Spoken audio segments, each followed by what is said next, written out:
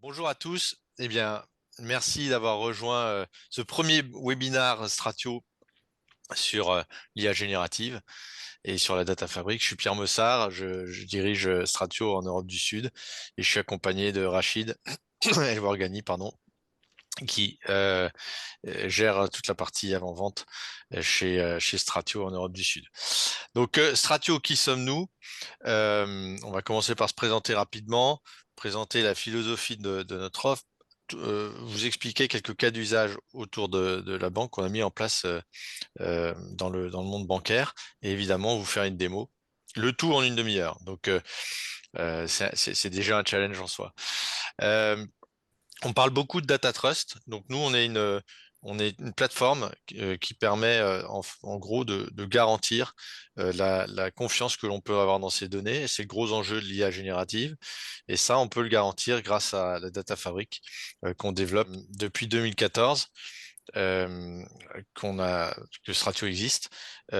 Donc, notre data fabric, c'est vraiment un accélérateur pour la transformation digitale des entreprises parce qu'elle permet de transformer des données brutes en produits de données, donc de gérer toute cette chaîne. On est reconnu par le Gartner. On vient d'intégrer le Magic Quadrant, enfin le cadran Data and Integration Tools, Data Integration Tools du Gartner. On est reconnu par nos clients, bien sûr. On gère toute la data de bout en bout chez BBVA, donc grande banque, chez Santander, grande banque également. Euh, Dans le retail également. Donc ça peut être le retail dans la partie bancaire, mais ça, c'est aussi des grandes plateformes qu'on a déployées chez El Corte Inglés. Euh, Carrefour est un grand client également. Les télécoms sont des grands clients. Partout, il y a beaucoup de données, d'un contexte réglementaire fort. Puis de plus en plus, l'industrie 4.0, où on veut mettre de la data au plus proche des acteurs de la décision sur les chaînes de production. On est 500 à peu près dans le monde. Aujourd'hui, 450 à 500, avec un gros focus sur l'innovation et plus récemment donc autour de l'IA générative. On est présent de plus en plus partout dans le monde. On est originaire d'Espagne, mais on croit en Europe et en France en particulier depuis janvier 2023. Donc ça, on fête nous un an. Euh, et on répond à différents enjeux. Alors, vous verrez qu'on va vous expliquer la data fabric, mais l'IA générative, c'est le bout de la chaîne. Et elle présente un certain nombre de challenges. Euh, c'est bien aujourd'hui d'avoir des réflexions autour de l'IA générative, mais les principales questions que se posent nos clients, puis le marché plus généralement, c'est comment est-ce que je vais partager en fait des données sensibles? Est-ce que je dois partager des données sensibles avec l'entièreté euh, de l'entreprise ou et avec toutes les LLM? Comment je garantis qu'il n'y a pas de fuite? Comment j'expose? Est-ce que j'expose toute ma donnée sensible et comment je gère ces ségrégations euh, pour tous les utilisateurs? Est-ce que comment je fais en sorte de supprimer ce qu'on appelle les hallucinations de l'IA générative, c'est-à-dire le fait que l'IA générative invente des réponses quand je lui pose des questions. Comment je gère la qualité des réponses? Comment je m'assure que cette qualité est au rendez-vous? Et puis, aussi, comment je fais en sorte de m'assurer que les questions que l'IA générative pose, enfin, à mes données, eh bien, cette IA générative, quand elle pose ces questions, s'appuie sur des données enrichies, sémantiquement parlant, donc des données métiers, qui ont une signification, un contexte, plutôt que des données techniques. Et ça, Rachid le montrera bien aussi dans la démo. Et puis bien sûr, comment on opère une solution de bout en bout autour de l'IA générative. Alors aujourd'hui, il y a deux approches.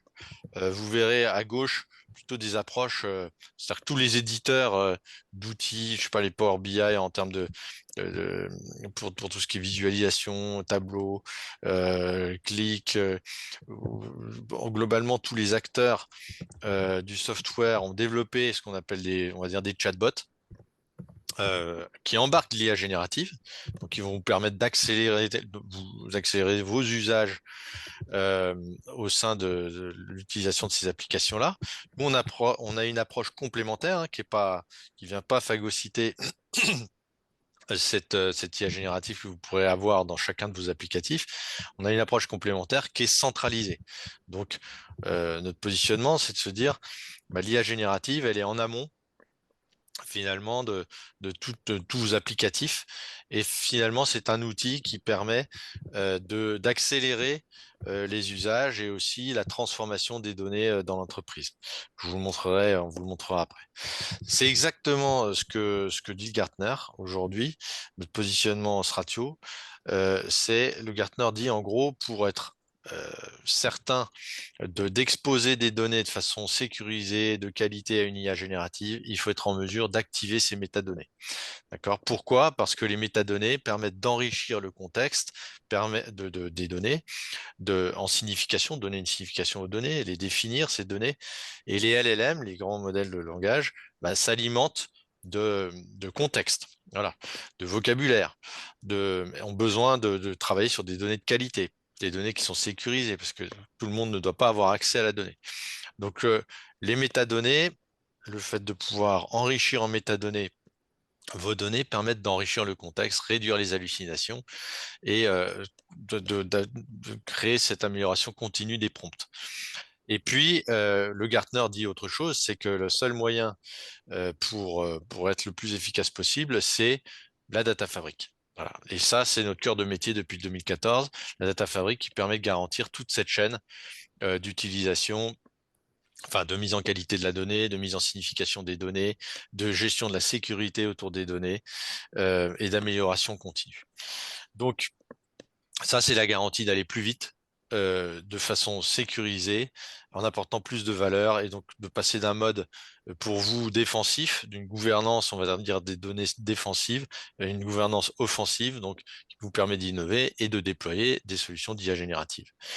Concrètement, comment ça marche? Enfin, schématiquement plutôt comment ça marche. Si on part du bas, nous, on permet de se connecter via notre plateforme. Nos clients peuvent se connecter à l'intégralité de leurs données, quelles que soient les sources, quelles que soient donc dans la banque ou dans les assurances. On parle beaucoup de SaaS.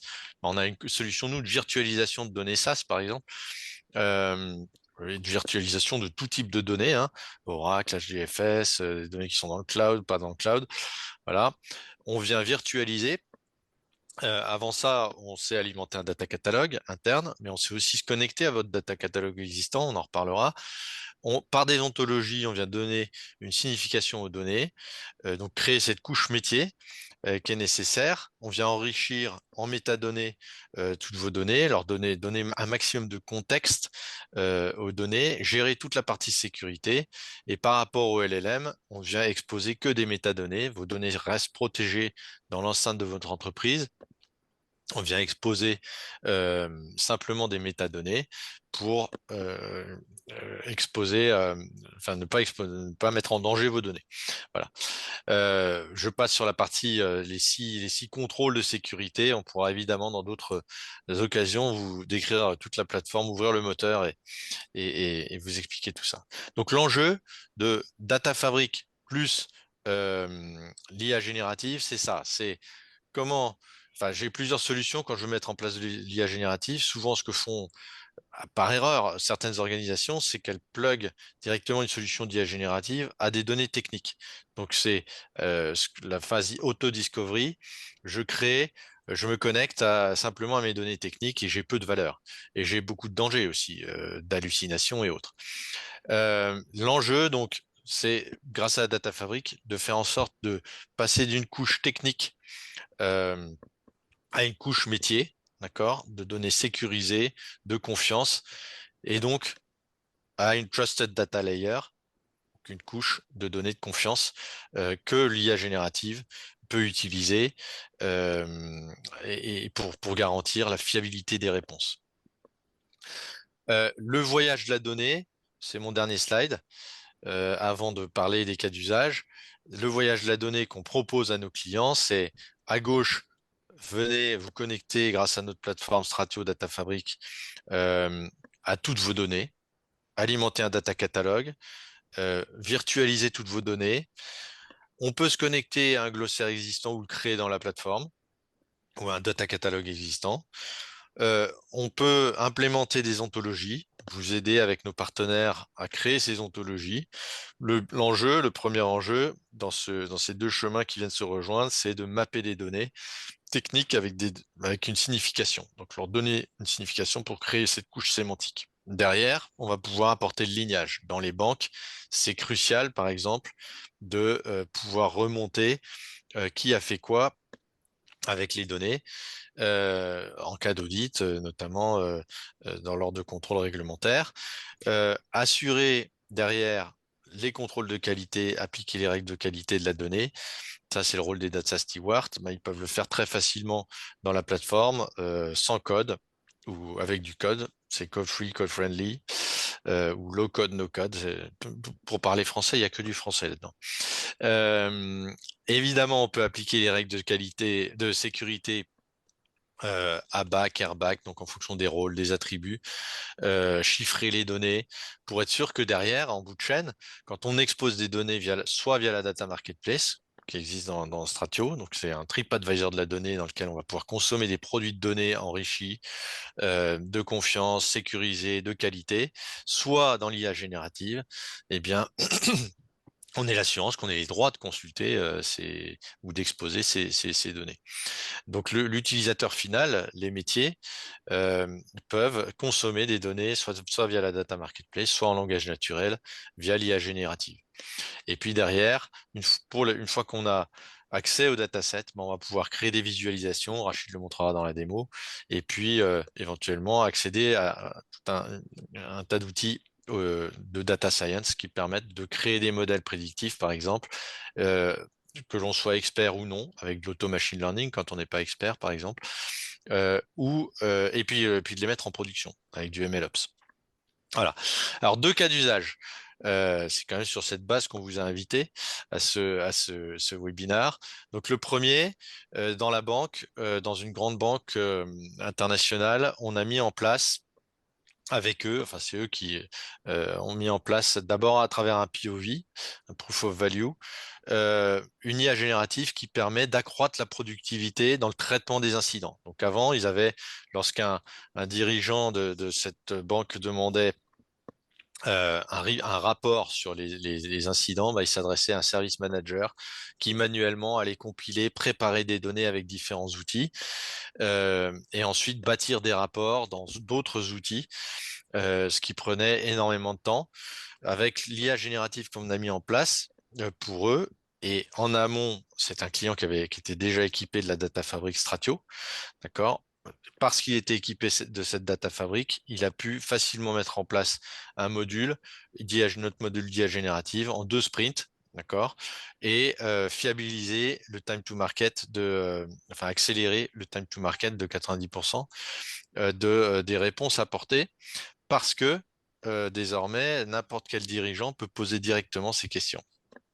Voilà, et obtenir des réponses fiables quant aux derniers incidents opérationnels qu'il y a pu avoir sur la chaîne de production des KPI de la banque.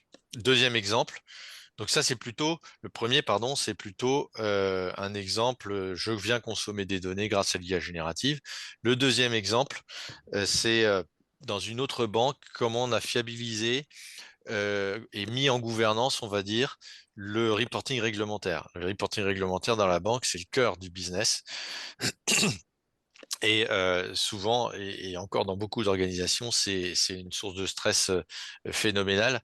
Dans cette banque, il y avait 40% d'attrition dans les équipes du fait de la peur de créer de la qualité, de la non-qualité avec les rapports. Donc, ce qu'on a permis de faire, c'est grâce à l'IA générative, permettre à des acteurs de toutes ces chaînes de production des rapports d'enrichir en métadonnées en langage naturel. Donc, enrichir en métadonnées le, le- les données, d'accord, leur donner plus de signification, les définir, utiliser le même vocabulaire, créer une couche sémantique unifiée, tout ça en langage naturel. L'opérateur peut dire, voilà, crée-moi une règle de qualité sur tel champ, et la règle de qualité est créée. Toutes les opérations qu'on aurait fait manuellement dans la data fabric peuvent se faire grâce à l'IA générative.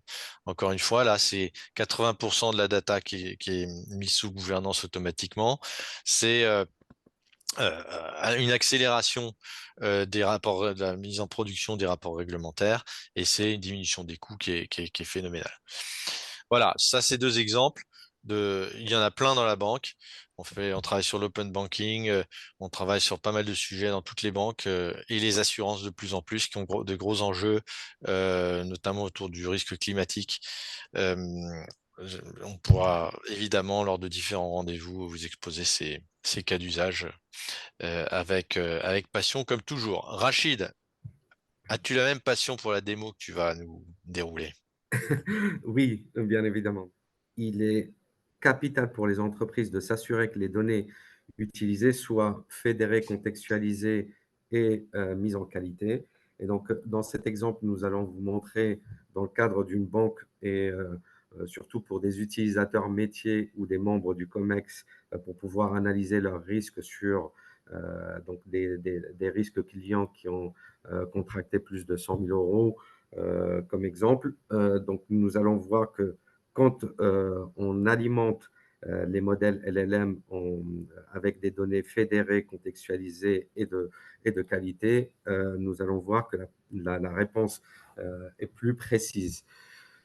Donc, dans cet exemple, nous prenons la couche sémantique métier fédérée et mise en qualité, et donc avec laquelle les métiers ou les membres du COMEX peuvent poser une question donc, sur le risque client qui ont contracté plus de 100 000 euros euh, et vont obtenir une réponse précise de l'ordre de 12,8%. Et puis, avec la même question et le même prompt, quand on alimente donc une IA générative sur des données brutes et techniques, nous obtenons un écart qui est significatif. Donc, la réponse est de 79,65%, et donc il y a un écart de 60%. Et donc, c'est très important pour les métiers ou les décideurs de s'assurer que l'IA générative utilise des données de qualité avec une couche sémantique métier obtenue grâce à la data fabric. Et dans ce deuxième exemple, une fois qu'on a avec la data fabric une couche sémantique, on peut aller très loin dans l'analyse et créer des tableaux de bord donc avec des indicateurs donc en quelques clics boutons et rapidement grâce à l'IA générative. Et donc là, une fois qu'on a cette couche métier de sémantique de sécurisée et de confiance, donc on peut poser des questions plus loin comme quelle est la segmentation des clients par secteur d'activité ayant contracté des crédits à 100 000 euros. Donc ça, c'est le premier exemple. On peut aller aussi plus loin et poser des questions sur quelle est la moyenne donc des crédits obtenus par les clients et par secteur d'activité. Et donc, comme vous pouvez le voir, c'est en quelques clics boutons grâce à la générative IA. Et donc, on obtient un deuxième tableau qui nous permet d'avoir une vue sur notre position risque. Et de la même manière, donc, on peut aller encore plus loin dans l'analyse pour obtenir d'autres informations donc, pour pouvoir évaluer le risque et prendre une décision. Donc là, on va demander le nombre de crédits octroyés à l'ensemble des clients par secteur d'activité et par fourchette de salaire. Et comme vous pouvez le voir ici dans notre génératif IA, même si le prompt ou la syntaxe en langage naturel est erroné, donc la data fabric permet de corriger les erreurs. Et la syntaxe, c'est s'assurer que les contrôles sont faits sur la question et c'est corrigé automatiquement avec notre plateforme data fabric. Et donc ici, pour l'analyste financier ou un métier, un membre du métier. Donc, on peut aller dans l'analyse pour voir quelles sont les fourchettes de salaire donc, par tranche. Et en quelques clics boutons, donc on obtient la répartition et la distribution donc, dans un tableau. Et donc, on peut encore aller plus loin donc, dans l'analyse pour voir quelle est la moyenne des crédits par fourchette de salaire. Et donc, comme vous pouvez le voir ici, c'est en quelques clics boutons, on peut aller très loin dans les analyses une fois qu'on a cette couche sémantique métier fédérée de sécurité. Et dans notre plateforme, une fois qu'on a ces résultats, on est capable de créer un tableau de bord facilement sans vraiment connaître euh, donc du SQL Query et tout simplement en posant la question en langage naturel et en un clic bouton. Donc, une fois qu'on a les 4 réponses, on est capable d'aller dans notre module Discovery qui permet de visualiser les données. Donc là, on a les résultats et on peut appliquer un affichage et lui octroyer un titre pour cette distribution qu'on a obtenue lors de la première question. Et ici, c'est la moyenne des crédits par secteur d'activité des clients. Donc, on Donc ça, rapidement les vous pourriez le faire dans n'importe quel outil, hein, évidemment. Et l'intérêt, c'est de pouvoir très rapidement faire vos propres rapports directement dans l'outil Stratio. Et en autonomie, que vous soyez un membre du CODIR, un utilisateur métier. Donc c'est ce qui a fait gagner énormément de temps, notamment à ses clients autour du reporting réglementaire. Ces 2 clients bancaires, l'un autour du reporting réglementaire, l'autre autour de la gestion des tickets d'incident. Donc on peut créer n'importe quel dashboard, des histogrammes, des camemberts, des courbes, tout ce que vous voulez créer, et ce, de façon tout à fait simple, en quelques clics. Et donc voilà, ça c'est le résultat que un membre du métier ou du CODIR peut créer en quelques clics boutons, comme vous pouvez le voir. Donc ça a pris 5 minutes et donc sans vraiment connaître du code et tout simplement, donc on a une visualisation et une analyse très précise à partir de cette couche de données mise en qualité et donc qui nous permet d'aller plus loin dans notre analyse. Voilà, donc c'est les 2 exemples. Donc, le premier exemple pour reprendre, c'est avec le même prompt, grâce à une data fabric, on est capable d'avoir une précision donc sur les réponses des LLM. Et le deuxième exemple, c'est de pouvoir créer un tableau de bord en quelques clics boutons et rapidement pour démocratiser l'usage des analyses et encourager tous les métiers et les membres du CODIR de faire leur analyse en langage naturel. Merci. Ouais, merci Rachid. Alors, est-ce qu'il y a quelques questions? On a essayé de tenir le timing pour laisser quelques questions. Et lors d'un prochain webinaire, on vous expliquera comment on a pu faire tout ça grâce à la Data Fabric, comment fonctionne la Data Fabric, ou lors de démos personnalisées si vous le souhaitez. Alors, bonjour et merci beaucoup. Comment est-ce que je peux m'assurer, merci à vous, comment est-ce que je peux m'assurer que les résultats de votre IA générative ne soient pas consommés par tous les utilisateurs de l'entreprise? Rachid, tu veux, enfin, je peux te fournir Oui, tout à fait. un Donc, premier élément très rapide, mais la Data Fabric permet de faire ça. Et Rachid va vous expliquer peut-être la gestion de la sécurité.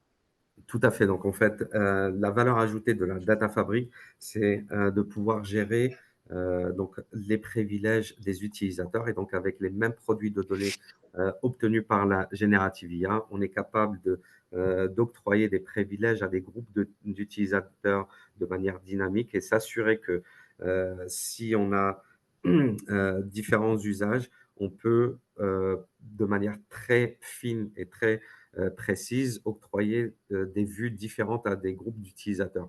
Pour les membres du CODIR, la vue détaillée, sur tous les éléments, et puis sur d'autres groupes d'utilisateurs par domaine et par communauté, on leur octroie uniquement une vue sécurisée avec la possibilité d'anonymiser, de chiffrer, de masquer des données, et donc tout en confiance grâce à un Data Fabric. Ouais, et tout ça sans répliquer la donnée, c'est-à-dire qu'on virtualise.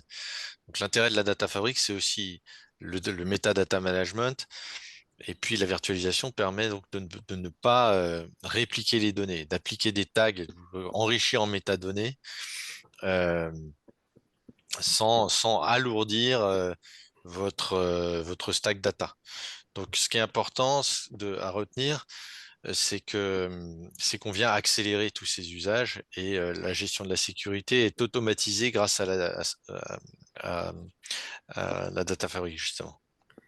Et donc, historiquement, donc, dans ces cas d'usage, on est généralement obligé de répliquer des données pour les mettre à disposition de différents groupes d'utilisateurs, mais grâce à notre Data Fabric, il est possible d'utiliser le même, produit de données, mais avec des vues différentes et contrôlées par sécurité. Question de Aude. Nous avons déjà un data catalogue, une solution de gouvernance des ETL, des outils de data visualisation. Comment vous interfacez-vous avec notre existant? Alors ça, oui, c'est une très bonne question parce qu'effectivement, dans les grandes banques dont on a parlé, il y a déjà pas mal de technologies qui ont été déployées. Des technologies au niveau des sources, évidemment, et puis des technologies, des data catalogues, par exemple. Il y a du Colibra, il y a du Data Galaxy, il y a parfois de l'Informatica, il y a du Talent pour la partie ETL. Voilà, il y a un certain nombre de technologies. Et puis il y a des outils de visualisation, comme vous dites, et aussi du Power BI. On va parler un peu. Voilà, nous, nos clients, ils viennent, ils ont toutes ces technologies en place, et la principale douleur, la principale problématique qu'ils ont, c'est qu'ils n'arrivent pas à sortir ces données du frigo. C'est-à-dire qu'ils ont une belle bibliothèque avec plein de livres, mais personne ne les lit. Et donc nous, ce qu'on vient actionner, c'est ce qu'on vient accélérer, c'est toute cette chaîne de la donnée par la gestion des métadonnées, la gouvernance des métadonnées. Donc on vient, et puis la capacité de la data fabric à créer des produits de données sécurisés, etc., à la vitesse de la lumière. Donc on vient s'interfacer avec toutes ces solutions. Donc pour les sources, grâce à des connecteurs, grâce à la virtualisation, on vient alimenter notre data catalogue Stratio, mais on peut se connecter à votre data catalogue existant. On peut se connecter à votre solution de gouvernance existante. On peut récupérer des métadonnées de différents outils, des Alteryx, des Dataiku, enfin, toutes ces solutions du marché. Notre but, c'est vraiment d'être la colonne vertébrale qui permet d'accélérer tout ce chemin de la donnée pour euh, permettre à des utilisateurs métiers de venir consommer des produits de données, non plus des données, euh, dans une data marketplace ou via l'IA générative. Donc, l'IA générative, c'est pas une fin en soi, c'est juste un moyen de consommer de la donnée. Le plus important, c'est d'avoir la structure, d'avoir créé cette structure qui vient accélérer tous vos outils existants. Voilà. Alors, c'est vrai que une fois que vous avez installé Stratio, il y a un peu d'addiction hein, enfin, qui se crée naturellement. Et on a un data catalogue. Donc, on a un client, une grosse société d'assurance française qui nous dit, mais bon, maintenant que j'ai installé Stratio, est-ce que j'ai besoin encore de mon data catalogue? Bah, ça, c'est une vraie question. Donc, vous pouvez migrer facilement vers Stratio. Et puis, ce qu'il faut retenir, c'est qu'on est une plateforme modulaire, donc qui permet en fonction de vos cas d'usage, de s'adapter à votre écosystème. Donc, si vous avez déjà un stack, on est capable d'activer vos données vers notre plateforme et dans les deux sens. Et donc, on est modulaire. Voilà. Est-ce qu'il y a d'autres questions? N'hésitez pas. Il n'y a pas de mauvaises questions.